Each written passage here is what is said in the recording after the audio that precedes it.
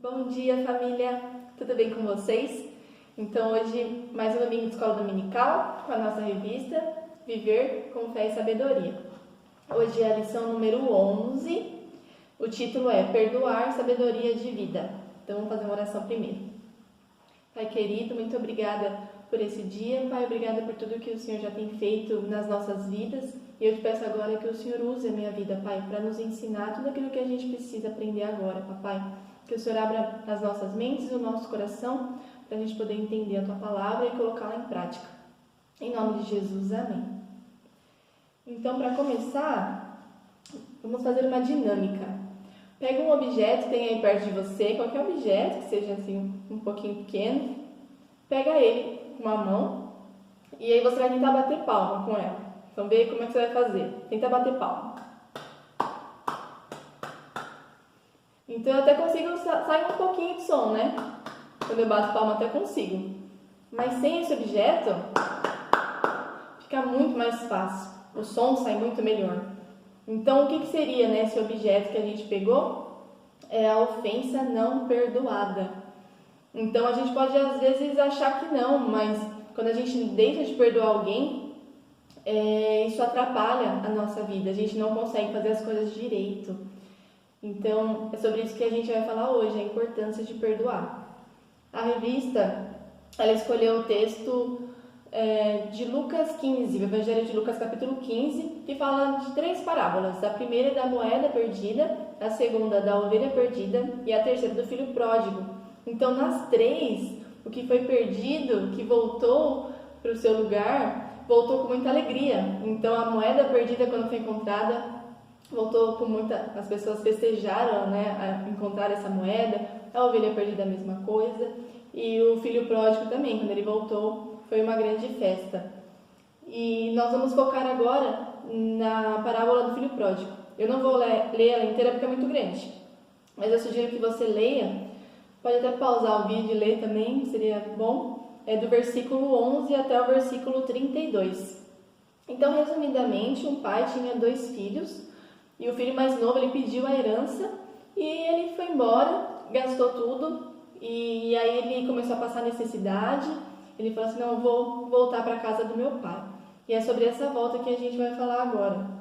Que a gente vai focar, né, nessa história. Então, vamos ler lá o versículo 18. O filho fala assim, levantar-me-ei e irei ter com meu pai e lhe direi, Pai, pequei contra o céu e diante de ti, já não sou digno de ser chamado teu filho. Trata-me como um dos teus trabalhadores. Ou seja, olha a mentalidade do filho. Então, ele já não tinha mentalidade de filho antes, ele tem mentalidade de escravo. Então, ele fala assim, vou voltar para lá para o meu pai me tratar como um dos escravos dele, um dos servos dele, né? Só que o que acontece? Para surpresa, né? Para nossa surpresa, o pai, no versículo 20... o filho fala, né? Levantando-se foi para seu pai. Vinha ele ainda longe, quando seu pai o avistou e, compadecido dele, correndo, o abraçou e beijou. Agora sim, o filho disse, Pai, pequei contra o céu e diante de ti, já não sou digno de ser chamado teu filho. O pai, porém, disse aos seus servos, trazei depressa a melhor roupa. Vestiu, ponde-lhe um anel no dedo e sandálias nos pés. Trazei também, matai o novilho cevado, comamos e regozijemo-nos. Ou seja, o filho, antes dele falar, o pai o abraçou, ele foi correndo, abraçou o filho, depois o filho falou que era para ele ser tratado como um dos servos. E ainda assim o pai, ele deu uma roupa nova, que significa que estava tratando ele como filho e não como empregado. Deu sandálias novas também, porque quem anda descalço é escravo. Então, dando uma sandália, ele novamente mostrando que ele é um filho. E também um anel. O anel representa a autoridade, mostra que ele faz parte da família. Então o pai sempre representando, mostrando que ele é realmente um filho, não um escravo, mesmo que o filho tenha essa mentalidade. Olha que interessante, né? E também nós podemos ver a reação do filho mais velho, lá no versículo 29. Então ele diz assim, o irmão mais velho, mas ele respondeu a seu pai, há tantos anos que te sirvo, sem jamais transgredir uma ordem tua, e nunca me deste um cabrito sequer, para alegrar-me com os meus amigos. Então o filho, ele se acha tudo muito injusto com o que está acontecendo, ele não consegue se alegrar com o irmão que retornou. Então ele quer a justiça dele seja colocada em prática, né? Não a justiça de Deus, se a gente for pensar aqui no nosso contexto. Ele fala tudo o que ele fez, né? Então eu estou aqui, estou te servindo, ou seja, também tem a mentalidade de escravo, de servo. Ele não saiu da casa, mas ainda assim, na mente, no coração dele, ele é um escravo, não é um filho, né? Então ele compara, fala, nossa, mas eu fiz muito mais coisas que ele, né? E eu fiquei aqui e tudo mais. E o que o pai responde? No versículo 31. Então lhe respondeu o pai, meu filho, tu sempre estás comigo, tudo o que é meu é teu. Entretanto, era preciso que nos regozijássemos e nos alegrássemos, porque este teu irmão estava morto e reviveu, estava perdido e foi achado. Ou seja, como o filho mais novo pegou a parte dele da herança, o que sobrou era do filho mais velho, e ele estava reclamando por causa de um cabrito.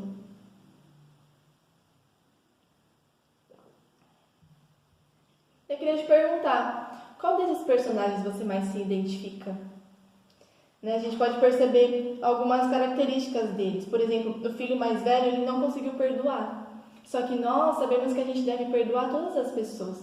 Não importa quem elas são, o que elas tenham feito, como é a vida delas, não interessa, a gente tem que perdoar. Porque também Deus nos perdoou. Então nós temos que fazer o mesmo. E o filho mais velho, ele falou, eu estou aqui na casa do meu pai, né, com esse orgulho, eu permaneci aqui. Quantas vezes a gente fala, né, eu sou da igreja, né, eu sirvo a Deus, mas a gente não considera as outras pessoas. Então, será que realmente a gente está vivendo o cristianismo, né? Porque o cristianismo, ele não é só Deus me ama, mas é também eu amar as outras pessoas. E o pai, a gente pode perceber essa característica dele abraçar antes de uma explicação. Então, quantas vezes a gente não quer que a pessoa fique explicando para a gente ver se ela merece ser perdoada, né? E qual que é o exemplo do pai? Ele abraça antes. Uma coisa que a gente pode perceber é que é muito difícil mesmo perdoar. Não é natural, por isso que a gente precisa de Deus. Deus perdoa e Ele vai nos ensinar a perdoar. E tem algumas frases aqui na revista que eu achei muito interessante. Ele fala assim: perdoar é reconhecer o dano causado por alguém e abrir mão de receber a compensação por eles. Então, não importa o que a pessoa me fez, eu não vou esperar que ela me recompense de alguma forma, eu já vou perdoar antes. Porque o perdão, ela é uma escolha, ela é uma decisão. Se eu esperar ter um sentimento, já quando eu sentir no coração de perdoar, quando acontecer tal coisa, esse dia não vai chegar. Então tem que ser uma decisão. E eu não posso também esperar que a outra pessoa peça perdão, mesmo que a outra pessoa tenha errado. E é interessante que o perdão, ele liberta tanto a pessoa que ofendeu, quanto a pessoa ofendida, né? Então realmente é muito de Deus isso. E uma outra frase daqui da revista, né? Não deixar que a ofensa seja maior do que o amor que devemos ter para com as pessoas. Então, o amor sempre tem que ser maior do que a justiça, ainda mais falando da nossa justiça. A gente não sabe fazer justiça. Uma atitude prática que a gente pode ter, às vezes a pessoa realmente te ofendeu de uma forma muito profunda, assim, algo muito sério. Talvez você nem converse com ela. Mas todos nós podemos orar pelas pessoas. Orar realmente para Deus abençoar a vida dessa pessoa e também para Deus gerar em nós essa decisão de perdoar. Então eu quero te perguntar também, quem você precisa perdoar? E uma última coisa para finalizar, diz assim: se nos afastamos de Deus, Ele continua nos amando. Se erramos, seu perdão está sempre disponível. Mas é preciso um movimento de nossa parte em direção a este amor e a graça divina para receber o perdão. Às vezes o que você está precisando é do perdão de Deus. Às vezes você realmente não se sente perdoado, não vê Deus como esse pai, que Ele não quer essa explicação sua, Ele simplesmente já vai ao seu encontro e te abraça. Só que o filho precisou voltar para casa. Então eu aprendi que a graça de Deus ela é como uma cela com a porta aberta. Então as pessoas ficam dentro da cela olhando aquelas grades, presa, só que a porta está aberta, é só sair, é só voltar para casa.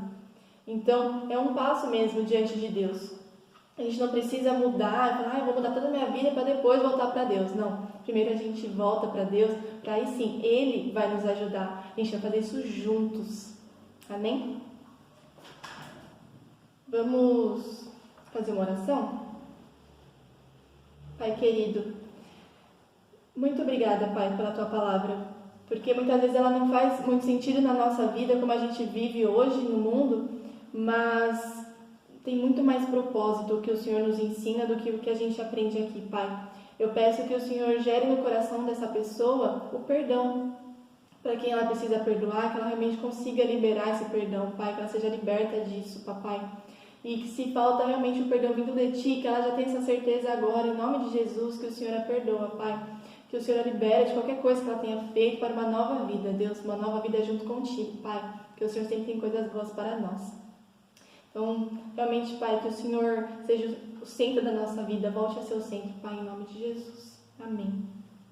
E para finalizar, vou tentar cantar junto comigo aí, tá bom? Jesus Cristo mudou meu viver. Jesus Cristo mudou meu viver. É a luz que ilumina meu ser. Sim, Jesus Cristo mudou meu viver. Diferente hoje é o meu coração. Diferente hoje é o meu coração. Cristo deu-me paz e perdão.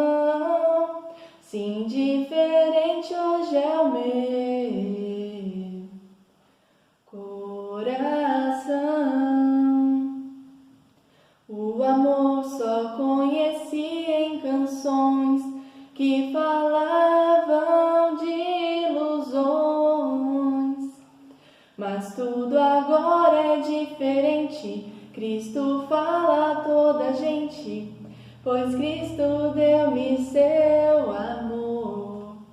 Acho linda essa música, que ela possa ser realmente verdade na nossa vida.